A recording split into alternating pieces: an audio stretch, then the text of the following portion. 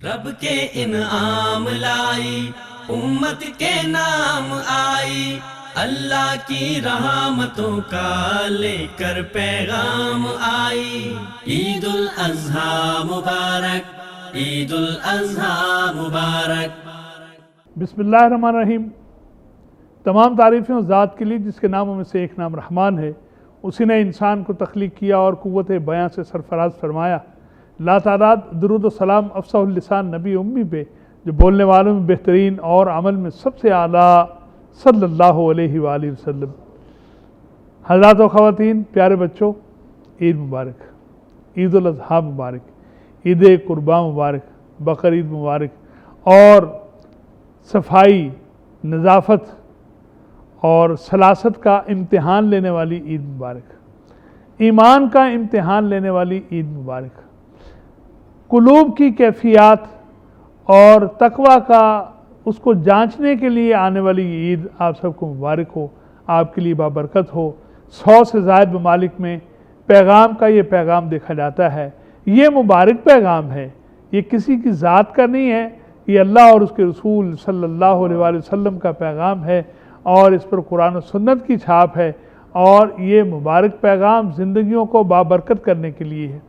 پیغام نے سوچا ہے کہ عید کو مبارک بنایا جائے اور اس کے لیے ایسے لوگوں کو بلایا جائے جو خود بابرکت ہیں، جن کی بات برکت کو بڑھانے میں ممد و معاون ثابت ہوتی ہے، جو خود سے بات نہیں کرتے ہیں، ساری باتیں قرآن و سنت کی روشنی میں کرتے ہیں، یا فلاح انسانیت کی بات کرتے ہیں۔ اور دراصل یہ فلاح انسانیت کی بات کیا ہے؟ حیا علی الفلاح، آؤ فلاح کی طرف۔ اسلام سکسیس کی بات نہیں کرتا، کامیابی کی بات نہیں کرتا، یہ لفظ صرف اس دنیا کے لیے وضع کیے گئے ہیں۔ دین اسلام اسلام فطرت ہے، کمپلیٹ کوڈ آف لائف ہے، پوری زندگی۔ اور پوری زندگی کون سی ہے؟ موت کو سمجھے ہیں غافل، اختتام زندگی ہے یہ شام زندگی، صبح دوام زندگی۔ اس زندگی کے بعد جو آنے والی زندگی ہے، سلسلہ منقطع نہیں ہوتا، صرف رنگ بدلتا ہے، اور اس رنگ کو اختیار کرنا ہے جسے کہا جاتا ہے صبغۃ اللہ۔ اس عید قرباں پہ اللہ کے رنگ کو اختیار کرنے کے لیے ہم نے اپنے بہت ہی معزز اور محترم مہمانوں کو اپنی اس عید کو بابرکت بنانے کے لیے آپ کی خدمت میں ہم سارے حاضر ہیں۔ اعجاز احمد کے ساتھ تشریف فرما ہے محترم جناب عتیق الرحمن شاہ صاحب۔ شاہ صاحب، اللہ تعالیٰ آپ کو برکت عطا فرمائے۔ لمبا سفر راولپنڈی کا، اور اپنی ذمہ داریاں ساری کے ساری، اور عید کے دنوں میں خاص طور سے سفر کر کے آنا، یہ آپ جیسے باہمت لوگوں کا شیوا ہے۔ اللہ تعالیٰ آپ کو جزائے خیر عطا فرمائے۔ محترم شاہ صاحب ممبر بھی ہیں آزاد کشمیر کی جو کمیٹی ہے زکوٰۃ کونسل، اس کے ممبر بھی ہیں، اور آپ بڑے اچھے انداز میں اپنی سرگرمیاں سر انجام دیتے ہیں۔ ان کے ساتھ تشریف فرما ہے میرے نوجوان دوست جناب محمد علی اعجاز، آپ ڈپٹی ڈائریکٹر ہیں انوائرمنٹ لاہور کے۔ میں آپ کو بھی خوش آمدید کہتا ہوں۔ ہماری ناظرین کو یہ بتانے کے لیے کہ انوائرمنٹ کیا ہے اور اسے کیسے صاف رکھنا ہے، آپ تشریف لائے ہیں۔ اللہ تعالیٰ آپ کو اس جوانی میں ساتھ دیں عطا فرمائے۔ اور اس طرف تشریف فرمائے میرے محبوب، میرے پیارے حافظ شفیق کاشف صاحب۔ مجھے آپ کا نام دیکھنے کی ضرورت نہیں پیش آئی تو آپ تشریف لائے فیصل آباد سے، اور اللہ تعالیٰ نے آپ سے جو خدمت کے کام لیے ہیں، سبحان اللہ، میں تو اس دن سے آپ کے متاثرین میں شامل ہوں نا جی، جو آپ نے چیمبر آف کامرس فیصل آباد کو ہرمین کے چیمبر سے ملوایا ہے، اور پھر آپ پیغام کے لیے بھی جو کرتے ہیں۔ میرا جی چاہتا ہے کہ میں فرمائش ڈال دوں اس عید پر آپ کو کہ اگلے سال جب فنڈ ریزنگ کی بات ہم کر رہے ہوں تو 100 لوگ آپ کی وسادت سے پیغام کے لیے فنڈز جو ہیں وہ پرووائڈ کریں۔ آج سے کام شروع کر دیں گے آپ، وعدہ ہو گیا جناب؟ بات پکی ہو گئی، ہاتھ ملائیں پھر محترم حافظ شفیق کاشف صاحب، ہمارے، میں نے پہلے کہا، ہمارے محبوب۔ دیکھیے، جو خیر کے کاموں میں آگے بڑھ جائے وہ ہمارا محبوب، ہم اس سے محبت کرتے ہیں، اس لیے کہ خیر کے کاموں میں آگے بڑھنے والوں کے سالار قافلہ محمد رسول اللہ صلی اللہ علیہ وآلہ وسلم ہے۔ اور ایک پروگرام کے بعد ہم نے درخواست کی کہ ایک دفعہ پھر تشریف لائیے، اس لیے کہ آپ کی باتیں، آپ ایک حکیم ہیں جو حکمت کرتے ہیں، دوائیاں دیتے ہیں، اور ایک حکیم وہ ہیں جو دانا ہیں۔ اللہ تعالیٰ نے آپ کو دونوں صفات عطا فرما دی۔ آپ قرآن و سنت کی روشنی میں، آپ صاحب حکیم صاحب پہلے تشریف لائے، سبحان اللہ جی۔ حکیم مبشر علی حسن صاحب، میں آپ کو خوش آمدید کہتا ہوں، اور دوبارہ آپ ہمارے ہاں قدم رنجہ فرمایا آپ نے ان دنوں میں، جبکہ مریض دھڑا دھڑا آ رہے ہوتے ہیں مطب میں کہ جناب پیٹ میں درد ہو گیا، سر میں درد ہو گیا، دل نہیں دھڑک رہا، ذرا میرے دل کی خبر لکھ دیے گا، اور دل مردہ دل نہیں ہے، اسے زندہ کر دوبارہ، کہ یہی ہے امتوں کے مرض کہن کا چارہ۔ شاہ صاحب، لوگ گلیوں میں جانور باندھ دیتے ہیں، عید سے پہلے کا منظر ہم نے دیکھا، راستے بند کر دیتے ہیں، مجبوری بھی ہے، لیکن کو متبادل انتظام کرنا ضروری نہیں ہے، راستوں کو بند کرنا، آلائشوں سے بند کر دیا۔ دیکھیے عید کے دنوں میں منہ پر رومال رکھ کے گزر رہے ہوں یا سفید کپڑوں پہ چھینٹا پڑ جائے تو مزہ تو نہ آیا، کرکرا ہو گیا۔ دین کیا تعلیم دیتا ہے؟ الحمدللہ وکفا والصلاۃ والسلام علی من لا نبی بعد۔ گزارش یہ ہے جی کہ اسلام وہ دنیا کا بہترین مذہب ہے کہ جو ہر معاملے میں اپنے چاہنے والوں کی رہنمائی کرتا ہے۔ سبحان اللہ، سبحان اس میں کوئی لمحہ، کوئی مقام ایسا نہیں ہے کہ جہاں ہم تشنگی محسوس کرتے ہوں۔ جی ٹھیک، تبیان لکل شیء، تبیان لکل شیء، ہر چیز کا بیان یہاں پر موجود ہے۔ سبحان اللہ۔ ایک حدیث رسول اللہ صلی اللہ علیہ وسلم نے اس سلسلے میں بیان فرما دی، جو معروف ہے اور لوگ اس کو سنتے ہیں، پڑھتے ہیں، کہ المسلم من سلم المسلمون من لسانہ و یدہ۔ سبحان اللہ، سبحان اللہ۔ اگر زندگی بھر اس حدیث کو آپ اپنی زندگی کا منبع اور محور بنا لیں جی تو آپ ان مسائل سے کبھی بھی دوچار نہیں ہوں گے جن مسائل سے ہم دوچار ہو رہے ہیں۔ جی ٹھیک، ان میں سے ایک مسئلہ عید قربان پر لوگوں کے سامنے ہوتا ہے، اور اس سے لوگ پریشان ہوتے ہیں کہ گلیوں کے اندر جگہ گزرگاہوں پر جانوروں کو باندھ دیا جاتا ہے، اور جانور ہے، وہ ظاہر بات ہے وہ نقصان بھی پہنچا سکتا ہے، بچوں کو نقصان پہنچا سکتا ہے، عورتوں کو نقصان پہنچا سکتا ہے۔ وہ تو ہم کیوں ایسی جگہوں پر ہمیں گریز کرنا چاہیے جہاں پر نقصان کا اندیشہ موجود ہے، جہاں پر کسی مسلمان کو نقصان پہنچ جائے، کسی بچے کو نقصان پہنچ جائے، کسی بھی نقصان کا خدشہ موجود ہو، اس میں وہاں پر انسان ملا لیجیے رہنمائی ہمارے کے لیے کہ بعض اوقات ذبح کرتے ہوئے عوامی مقامات پر سینکڑوں لوگ کھڑے ہیں، بچے بھی کھڑے ہیں، جانور ذبح ہو رہا ہے اس کو دیکھنے کے لیے، چھری پھری نہیں، وہ بھاگ گیا اور لوگ زخمی ہو گئے۔ ہمارے ہاں اس چیز کو لوگ تفریح کے طور پر لیتے ہیں، حالانکہ یہ تفریح نہیں ہے، یہ تو عبادت ہے، جی جی، اور چند لوگ اس کو پورا کریں اور باقی لوگ جو ہے وہ اپنے اپنے کام کریں۔ جی ٹھیک، تو ہوتا یہ ہے کہ ایک جانور جو ہے وہ آپ نے لا کر پہلے تو گلی میں باندھ دیا، لوگوں کے لیے تکلیف کا باعث ہے، پھر اس کے بعد آپ جب ذبح کرنے پہ آئے ہیں تو آپ نے پورے علاقے کو ڈنڈورا پیٹ کے بلا لیا کہ پورے علاقے کے لوگ اکٹھے ہو گئے، اب لوگ کوئی دیکھ رہے ہیں، کوئی کیا جانور بھاگ جاتا ہے بعض اوقات تو وہ لوگوں کے نقصان کا باعث بنتا ہے۔ میری گزارش یہ ہے کہ جو لوگ قربانی کرنے والے ہیں یہ ان کی ذمہ داری ہے کہ وہ اس چیز کو جہاں جانور کی قربانی کر رہے ہیں وہاں اس چیز کا بھی احساس کریں کہ آپ نے لوگوں کو تکلیف نہیں دینی اس جانور کی وجہ سے، آپ کی قربانی کی وجہ سے کسی مسلمان کو تکلیف نہیں ہونی چاہیے۔ اور کچھ نمائش کا بھی تو جذبہ درمیان میں نظر آتا ہے، یہ عنصر بہت زیادہ ہے، یہ عنصر بہت زیادہ ہے۔ یہاں پر میں صرف اتنی بات کرنا چاہتا ہوں، دیکھیں اسلام نے یہ کہا ہے کہ آپ جانور اچھا تلاش کریں، اسلام نے یہ ضرور کہا ہے کہ موٹا تازہ ہو، اسلام نے یہ ضرور کہا ہے کہ وہ خوبصورت ہو، لیکن اسلام نے یہ نہیں کہا کہ آپ ایک جانور کی 20 لاکھ روپے کی قیمت دیتے، یعنی یہ اسراف اور تبذیر ہے، یہ میں اس کو تبذیر سے بھی آگے لے کے، یہ تبذیر ہے، یہ بڑا خطرناک معاملہ ہے۔ آپ جو قربانی کر رہے ہیں اگر آپ 20 لاکھ کا ایک بیل خرید رہے ہیں تو آپ کو چاہیے کہ آپ 20 لاکھ کے 20 بیل خریدیں اور وہ زیادہ لوگوں کو گوشت پہنچ جائے گا۔ آپ خوبصورتی کی قیمت کیوں دے رہے ہیں؟ خوبصورتی کی اتنی بڑی قیمت تو نہیں دی جا سکتی، یہ اپنے سٹیٹس کی قیمت دے رہے ہیں، یہ اپنے سٹیٹس کی ایسے ہی۔ اور قیمت۔ ایک اور بات جو ابھی مجھے اسی عید پر جو نظر آئی ہے وہ یہ ہے کہ ایک دمبا فروخت ہوا ہے 5.5 لاکھ روپے کا، 5.5 لاکھ روپے کا ایک دمبا اگر جا رہا ہے تو سوچنے کی بات یہ ہے کہ یہ کیا ہو کیا رہا ہے، یہ کہ قوم کو رہنمائی کرنے کی ضرورت ہے، پیسوں کا جو استعمال ہے وہ سوچ سمجھ کے، جی ہاں، اس کو طریقہ کار سے ہے، اس کو اسلامی نقطہ نظر کو سامنے رکھ کے ہے۔ رسول اللہ صلی اللہ علیہ وسلم نے حجۃ الوداع کے موقع پر آپ نے 100 اونٹ قربانی کی، آپ علیہ الصلوۃ والسلام نے ایک گائے قربانی دی، آپ علیہ الصلوۃ والسلام نے 2 دمبے بھی قربانی دیے۔ تو مراد یہ ہے کہ آپ زیادہ سے زیادہ جانور کر لیں، ایک جانور پر اتنے پیسے خرچ نہ کریں، یہ ایک نمود اور نمائش ہے۔ یہاں پر میں اللہ تعالیٰ معاف فرمائے، یہاں پر میں یہ کہنا چاہوں گا کہ یہاں پر اصل چیز کم ہے اور یہاں پر نمود و نمائش زیادہ ہے، اخلاص کم ہے اور یہاں پر ریاکاری زیادہ ہے۔ جہاں پر یہ چیز ہو جائے گی وہاں عمل برباد ہو جائے گا۔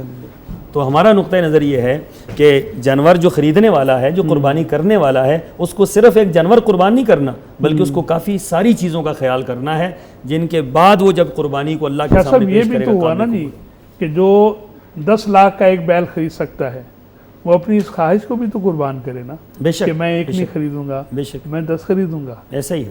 یعنی جس کے نتیجے میں خبریں بھی چھپ گئیں جی انہوں نے 10 لاکھ کا بیل کیا ہے. صاف ظاہر ہے خلق الانسان ضعیفہ، انسان کمزور ہے.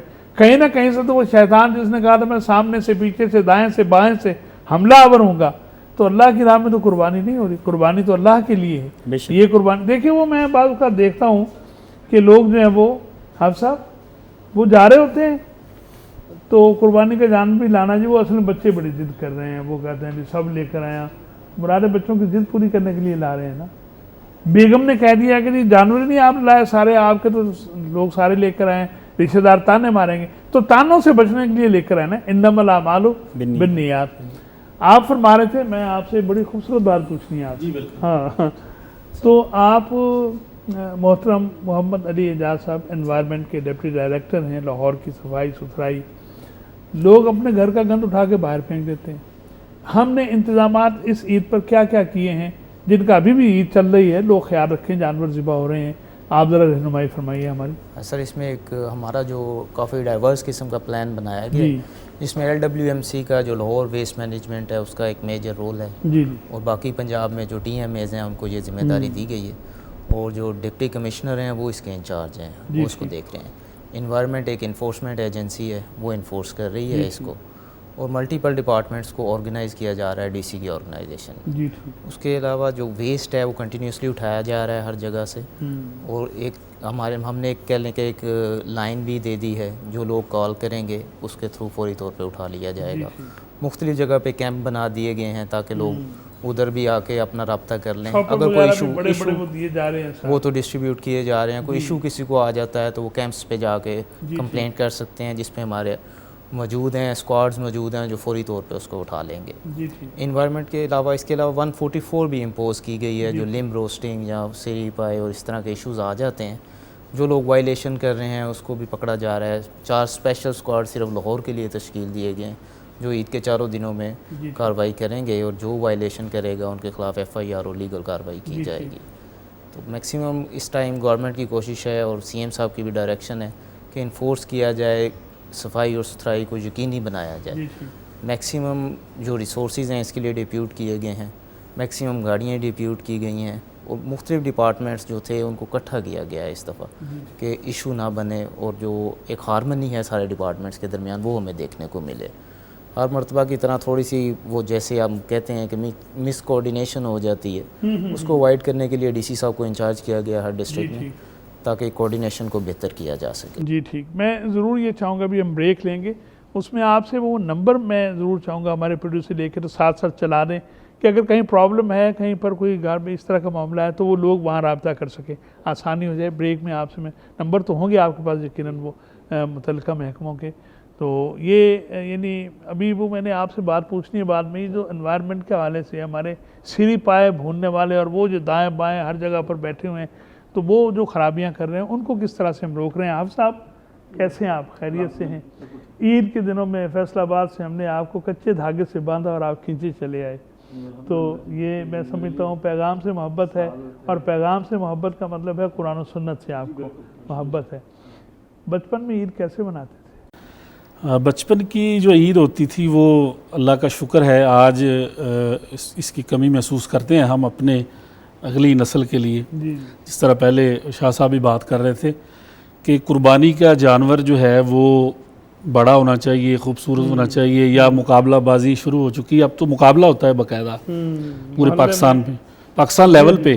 اچھا جی. اور اس کا باقاعدہ اس کی جیوری بیٹھتی ہے، جج ہوتے ہیں، مقابلہ ہوتا ہے، پھر اس کو وہ سب سے خوبصورت جانوروں کا مقابلہ حسن ہو رہا ہے. بالکل سب سے وزنی جانور یا سب سے خوبصورت جانور یہ ہو رہا ہے.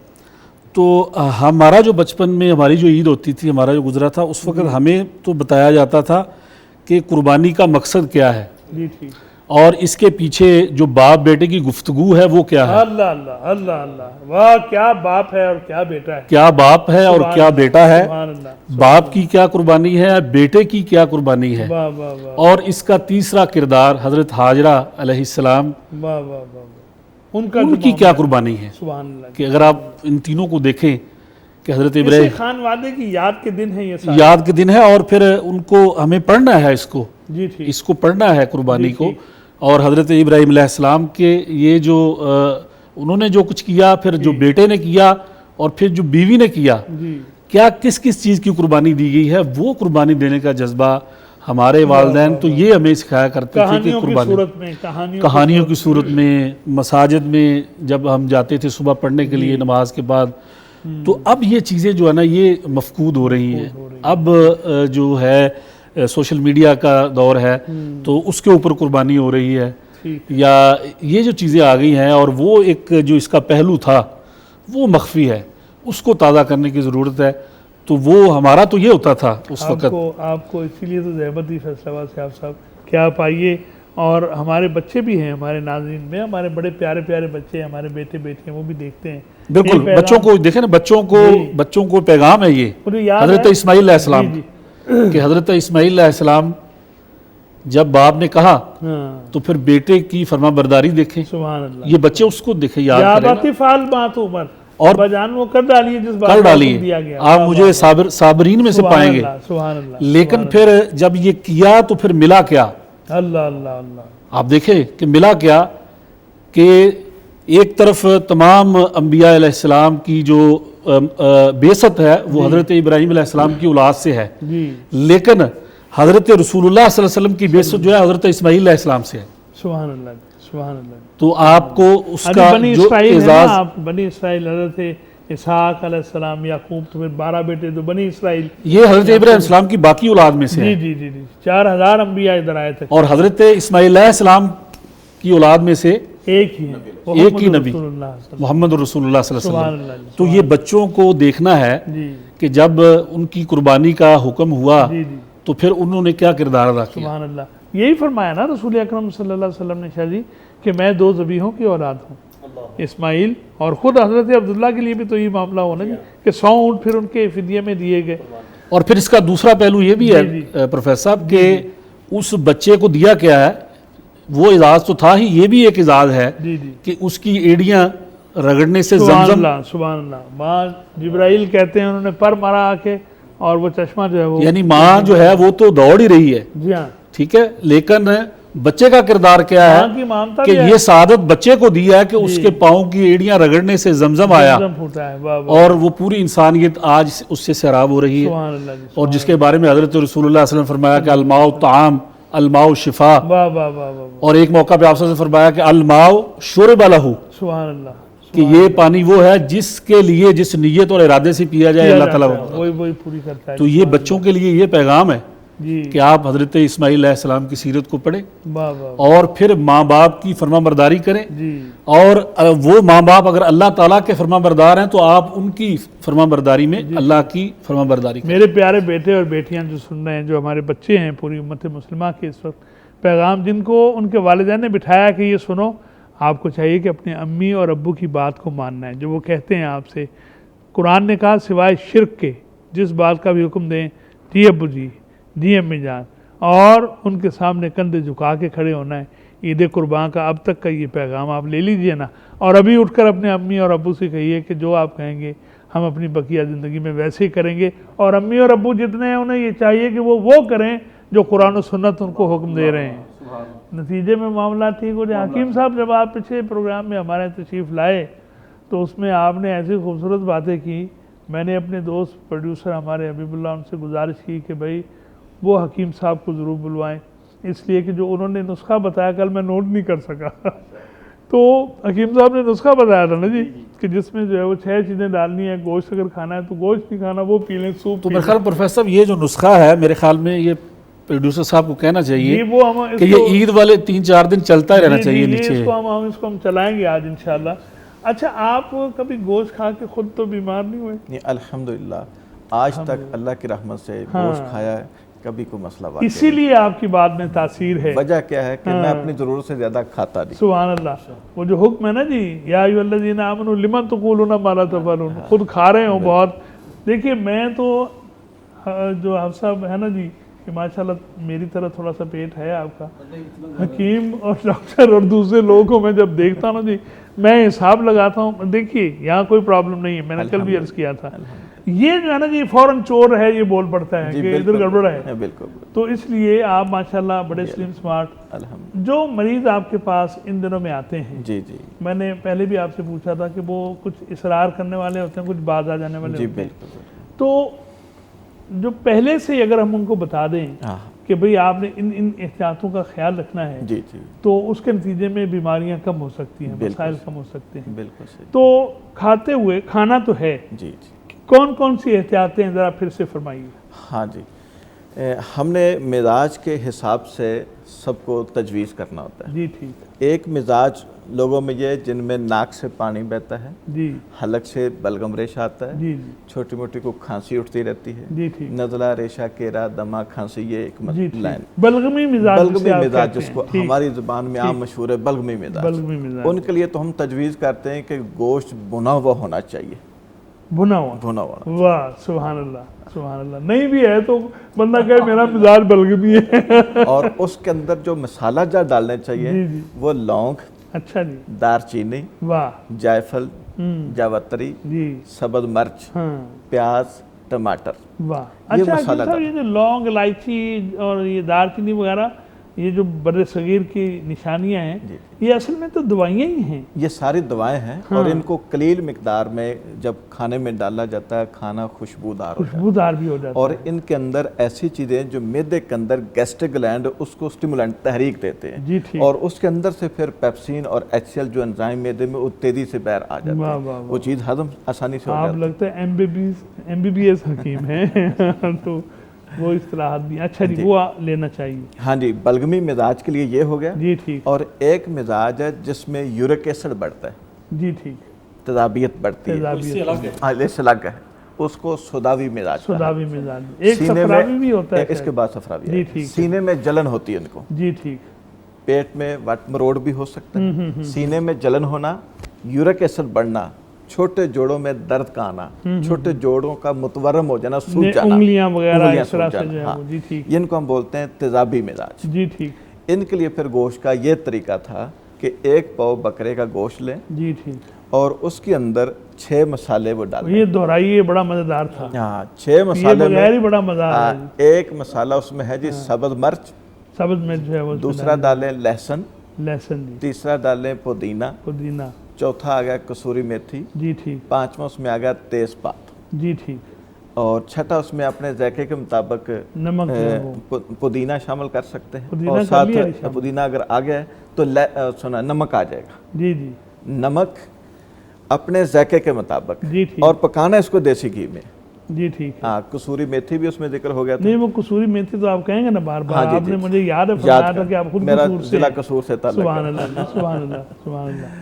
اگلی دفعہ جب آپ آئیں گے تو ضرور اندر سے مسالے پھر ذکر کر دیتے ہیں. جی جی. ایک آ گیا اس میں سبز مرچ. جی جی. لہسن. جی. پودینہ, کالا زیرہ. جی. اور تیز پات, اور اپنا ساتھ آ گیا نمک. جی ٹھیک. یہ مسالے ڈال کے دیسی گھی ڈال کے اس کو پکایا جائے. پکانے کا طریقہ بھی بتایا تھا کہ 1 پاؤ اگر گوشت ہے تو اس میں 2.5 کلو پانی ڈالا جائے اور اس کو اتنا پکایا جائے ہلکی آنچ پہ کہ کلو یا 1.25 کلو کے قریب رہ جائے. یہی مسالے اس میں ڈالیں اور دیسی گھی ڈالیں, اس کو پکائیں, وہ آپ کا بہترین سوپ نما یا شوربہ تیار ہو جائے گا. بس اس شوربے کو پی جائیں. جو آدمی مشقت والا, ہمت والا ہے, وہ گوشت بھی کھائے. جی ٹھیک ہے, اس کو کوئی مسئلہ نہیں. لیکن اگر کسی آدمی کی ورکنگ پوزیشن سلو ہے, تھوڑی ہے, بیٹھنے والا آدمی, وہ گوشت نہ کھائے, سوپ پی لے, جس میں انرجی آ جائے گی. آپ سوپ بھی پئیں گے, گوشت بھی کھائیں گے, کیونکہ آپ نے 25 دفعہ حج کیا. نہیں بالکل, یہ اجازت صاحب فرما رہے ہیں نا کہ جو ورکنگ کرنے والا ہے وہ گوشت بھی کھا سکتا ہے. تیسرا مزاج جو ہے صفراوی. صفراوی ہے. صفراوی مزاج میں ہوتا ہے کہ بلڈ پریشر بڑھ جاتا ہے. جی ٹھیک. فشار خون بڑھ جاتا ہے. اب ان کے لیے جو مسالہ جات ڈالا جائے گا, پکانا اسی طریقے سے کہ پاؤ گوشت تو 2.5 کلو پانی, اس کو پکایا جائے, کلو کے قریب رہ جائے.